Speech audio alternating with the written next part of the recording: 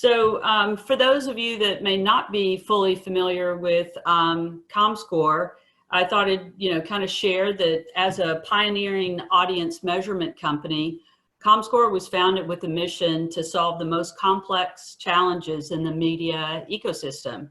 Today, that challenge is accurately measuring audiences in an increasingly cross-platform world, and in particular, helping our clients and partners plan, transact, and evaluate media across platforms.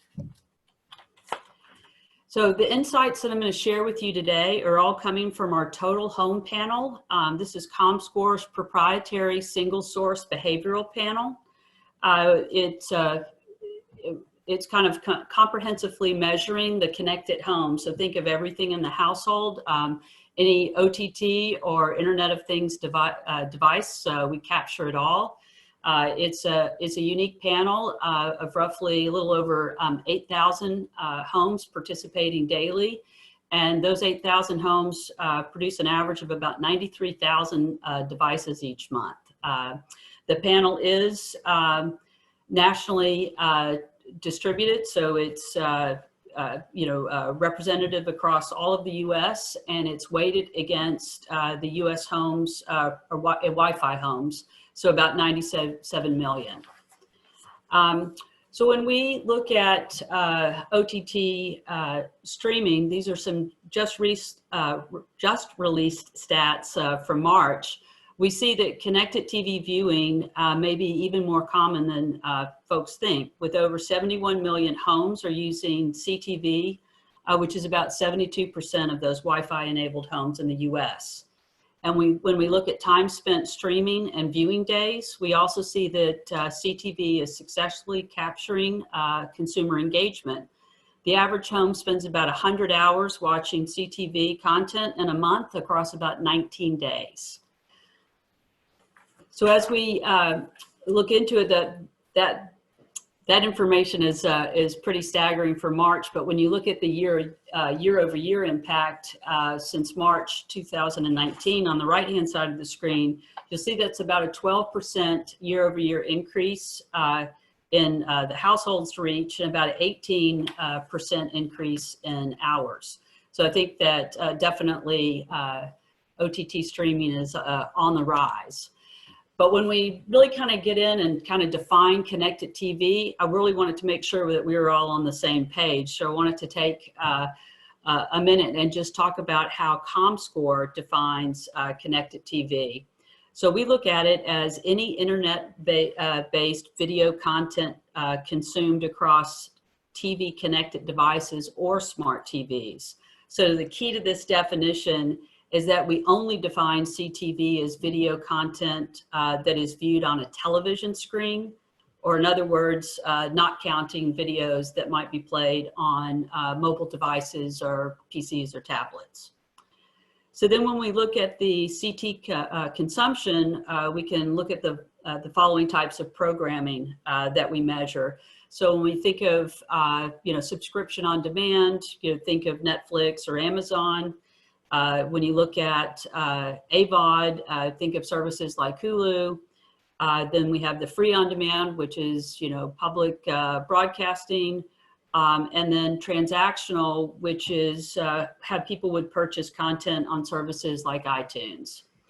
So then when we kind of look at devices, we mentioned that CTV devices include smart TV, but it also includes devices such as streaming boxes, gaming consoles, internet connected Blu-ray. So just kind of wanted to give you that landscape as we walk through some of the information that we want to share today. While the majority of CTV viewing households still have traditional paid TV subscription, the cordless trend continues with a drop of 4% in cable and satellite subscribers just over the past 5 months. So the cordless households can be broken into the two groups of cord cutters and cord nevers, and that's all defined within the past 5 years. Whether there has been a subscription, they would be cord cutters, and if not, they would be cord nevers. And I think it's kind of interesting when you look at this because the cord cutters made up a slightly higher percentage compared to cord nevers. but we're now seeing this even out for the first time as the first-time purchasers choose to go cordless from the start. This is one key stat that I think advertisers will be very interested in, because this is one place where traditional TV can't deliver any eyeballs. So I think that this is going to be an interesting trend to continue to watch as this cord never category. So we've seen increases year over year in usage across all devices in the home. And if you think back a few slides, I mentioned that there had been a 12% increase in household reach year over year to get to just the 71 million households consuming CTV today. But if you look at the past 3 months, we're also seeing anywhere from a 7 to 14% growth in reach of the various CTV devices. So while streaming boxes and sticks are still the most prevalent, all of the devices are seeing increases in smart TV consumption is getting closer.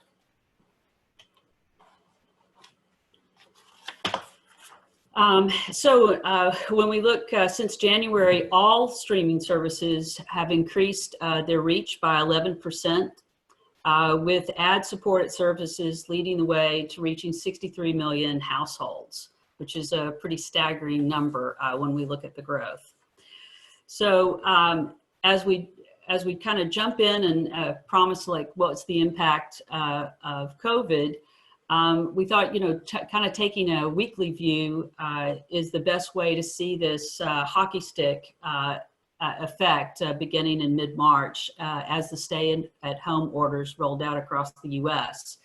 Here we're looking at the average daily households consuming CTV content in light blue, and then the average daily streaming hours in dark blue.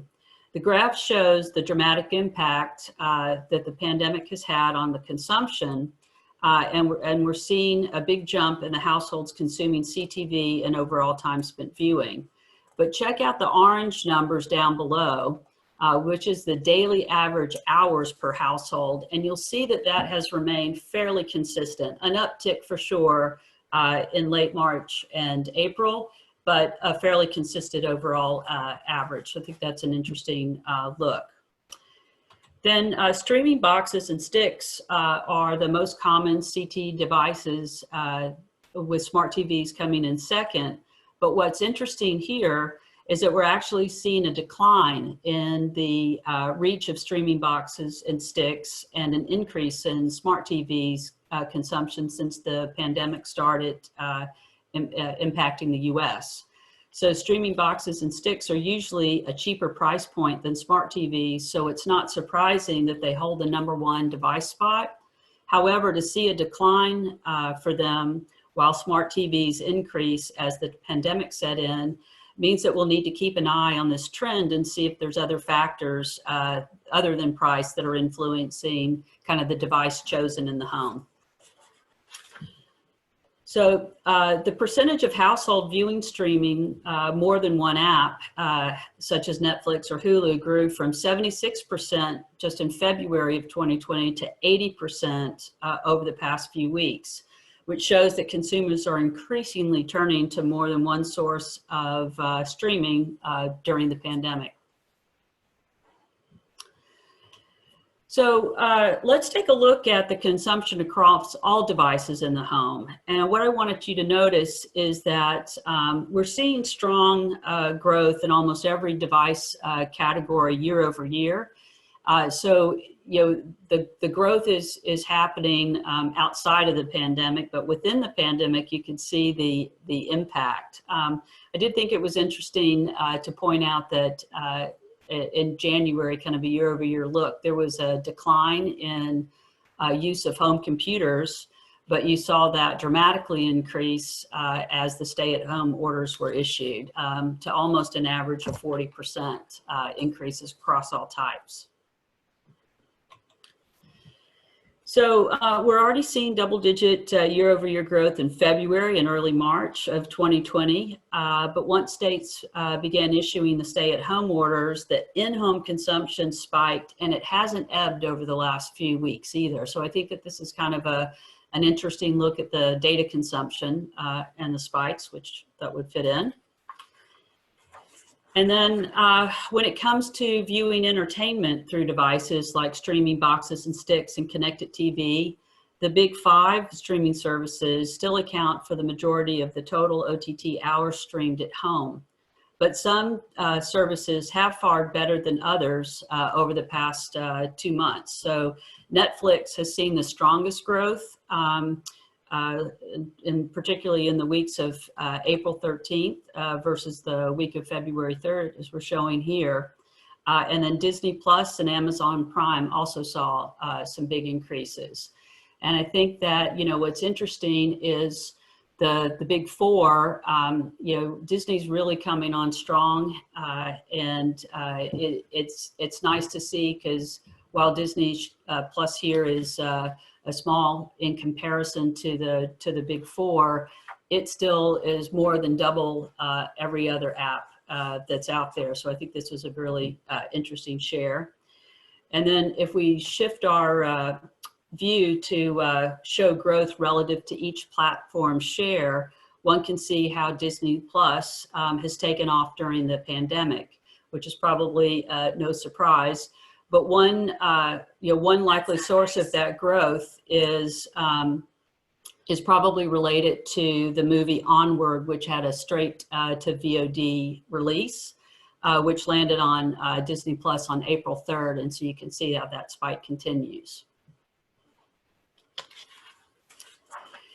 And so I just kind of thought, if you wanted to view more insights on the impact the pandemic's effect had on all video consumption, you can tune in or take a look at our new Insights Hub that provides ongoing updates of shifting consumption trends across all media. So if you wanted to check out our website there. Or you could also look at our audience consumption, which is our report that's looking at consumption kind of on a weekly basis, which is a big change for us. So that's what I had to share today. I'm happy to answer any questions if you like. I don't know how much time we have. Yeah, sure thing.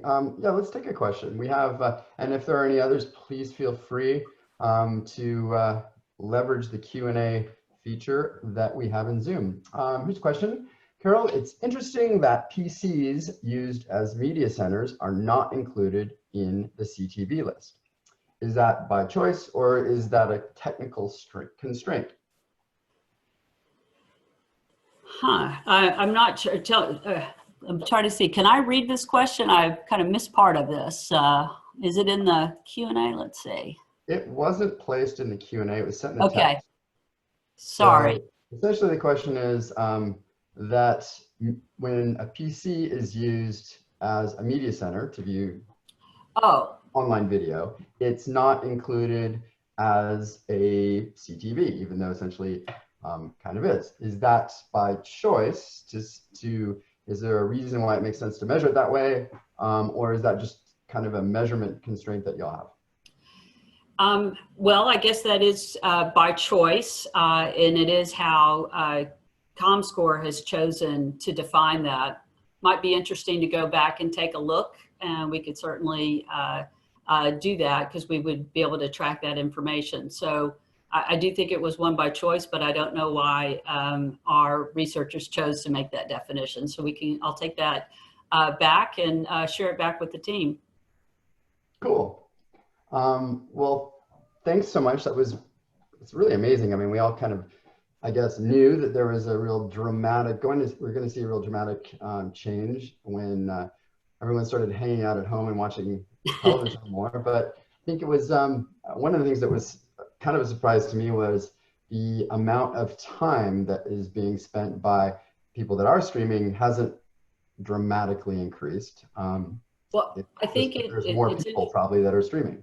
Yeah, I think it's interesting, because certainly households using and the length of the streams has increased, But when you look at the household average, I think it's on it's kind of probably looking at the number of days that we were seeing an average of like 19 days. And now I think you're looking at all days in a month that there's just more and more consuming happening, but it's still, but 6 hours of television, no matter how you're getting that, is a lot of television in a day.